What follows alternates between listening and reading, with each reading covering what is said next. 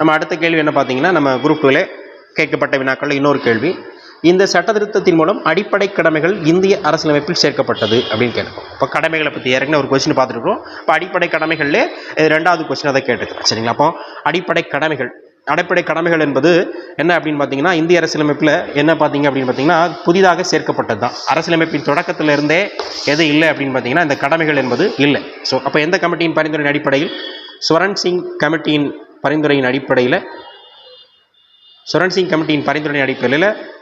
42வது சட்ட திருத்தம் 1976 கொண்டு வரப்பட்டதான் இந்த அடிப்படை கடமை. ஸ்வரன் சிங் கமிட்டி எத்தனை பரிந்துரைகளை பரிந்துரைப்பாங்கன்னா, மொத்தம் 8 கடமைகளை பரிந்துரைச்சிருப்பாங்க. அது 5 மட்டும்தான் மத்திய அரசு ஏற்றுக்கும், 3 நம்ம வேண்டாம்னு சொல்லியிருக்கோம். இந்த கமிட்டி என்ன சொல்லியிருக்கு அப்படின்னா, ஒரு தாமதத்தை சொல்லியிருக்கோம். என்ன சொல்லியிருக்கு அப்படின்னா, இந்த கடமைகள் என்பது நம்ம அரசியலமைப்பின் தொடக்கத்திலே நீங்கள் தொடக்கத்திலே இது இருக்கணும், தொடக்கத்திலே சேர்த்துருக்கணும். அடிப்படை கடமைகளை அரசியலமைப்பு தொடக்கத்திலே சேர்த்துருக்கணும். சேர்க்காதது அரசியல் நிர்ணய சபையினுடைய ஒரு குறைகாக சொல்லியிருப்பார். யார் சொல்லியிருப்பாங்கன்னா, இந்திரா காந்தி அம்மையார் சொல்லியிருப்பாங்க. அந்த இந்திரா காந்தி அம்மையாருடைய ஆலோசனையின்படி அவருடைய ஆட்சி காலத்தில் அமைக்கப்பட்டதா இந்த 42வது அரசியலமைப்பு திருத்தம் 1976. இது நம்ம சிறிய அரசியலமைப்பின் கூட இதை சொல்லுவாங்க. ஏனென்றால் இந்த சட்ட திருத்தத்தில் அரசியலமைப்பில் நிறைய சேஞ்சஸ் பண்ணாங்க. சரிங்களா?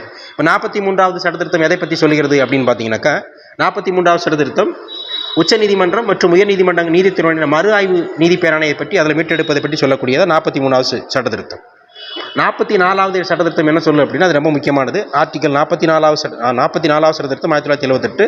இது மொராஜி தேசாயினுடைய காலத்தில் இந்த இதுவும் சேர்க்கப்பட்டிருக்கும். இதில் நிறைய விஷயங்கள் இந்த மறுசீராய்வு, நிறைய விஷயங்கள் இந்த ஆயுத கிளர்ச்சிங்களை சொல்லலாம் மாற்றப்பட்டது, நிறைய விஷயங்கள் இதில் சேர்த்துருப்பாங்க.